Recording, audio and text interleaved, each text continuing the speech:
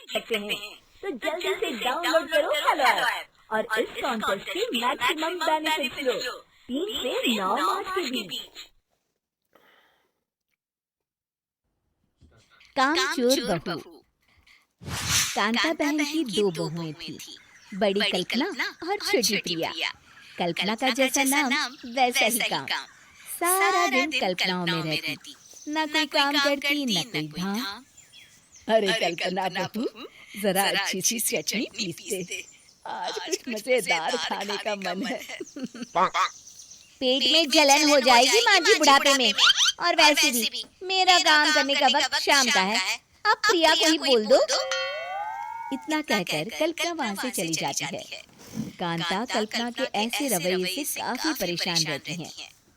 मैं बना देती हूँ माँ चटनी, ऐसा बोलकर प्रिया माँ को चटनी बनाकर प्लेट में खाने को देती है कि तभी वहाँ कल्पना आ जाती है। अरे वाह चटनी, जरा चक्कर तो देखो, बड़े दिन हो गए। अरे नहीं बहू, तू तो रहने ही दे चटनी खाना, पेट में जलन हो जाएगी।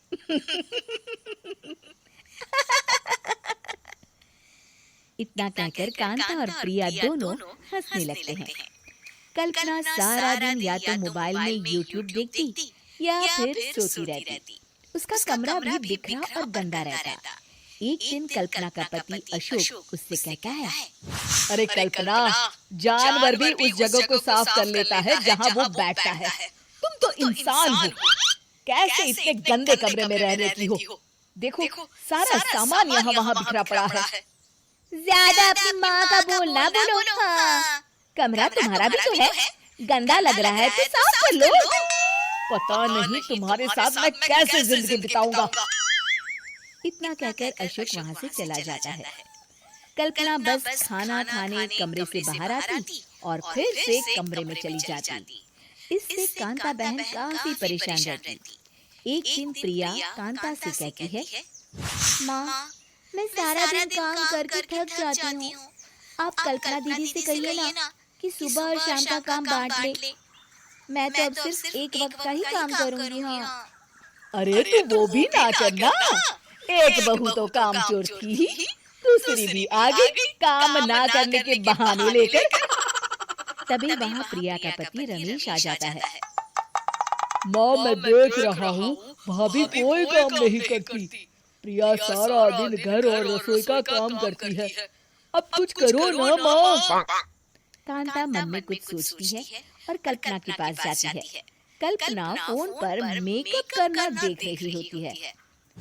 कल्पना, तुम सारा दिन बस मोबाइल देखती हो, घर का कोई काम भी कर लिया करो। प्रिया सारा दिन काम करके थक जाती है। आज से मैंने फैसला किया है, एक वक्त का काम तुम करोगी, सुबह का खाना तुम बनाओगी और रात का प्रिया। आप लोगों ने काम को हुआ बना रखा है।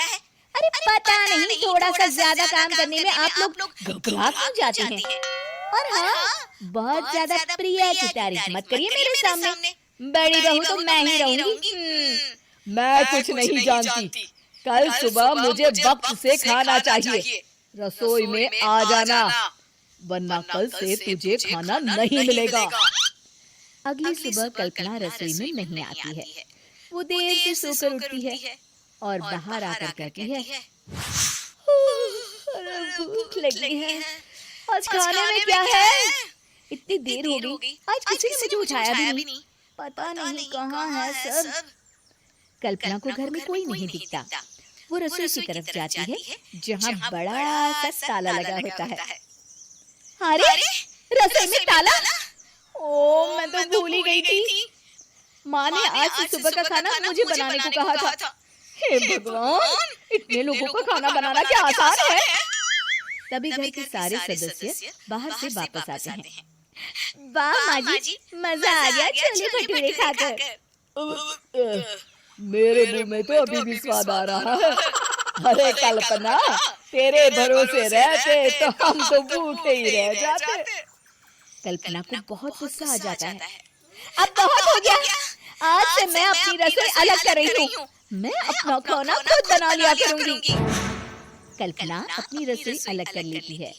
पर आए दिन उसका देर से उठना और काम न करने की आदत से वो भूखी ही रह जाती थी। उसी के सामने घर के लोग अच्छे अच्छे पकवान खाते और कामचोर कल्पना को जैसे तैसे ही खाना बनाकर खाना पड़ता।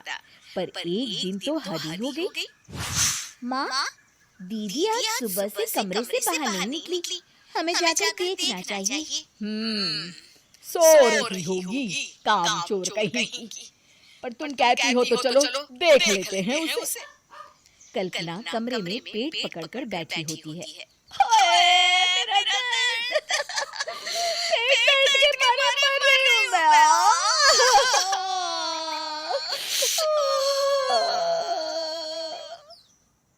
अरे दीदी, क्या हुआ? पेट में दर्द क्यों हो रहा है? डॉक्टर को दिखाया आपने? माँ, कल्पना खड़ी होती है और माँ जी के पास आती है। मुझे माफ कर दीजिए। अब से मैं सारे काम में मदद करूंगी, कभी आलस और काम चोरी नहीं करूंगी। हाँ हाँ, वो तो ठीक है, लेकिन अचानक क्या हो गया जो तू काम करने को तैयार हो गई? काम चोर कल्पना। माँ, लगातार बासी और उल्टा पुल्टा खाना खाने के कारण मेरे पेट में इन्फेक्शन हो गया है। काम न करना पड़े इसलिए मैं 2 दिन का खाना एक दिन ही बना लेती थी। बासी और खराब खाना खाने के कारण लेने के देने पड़ गए। पेट में दर्द हो रहा है। चलो अच्छा हुआ, देर आए दुरुस्त आए।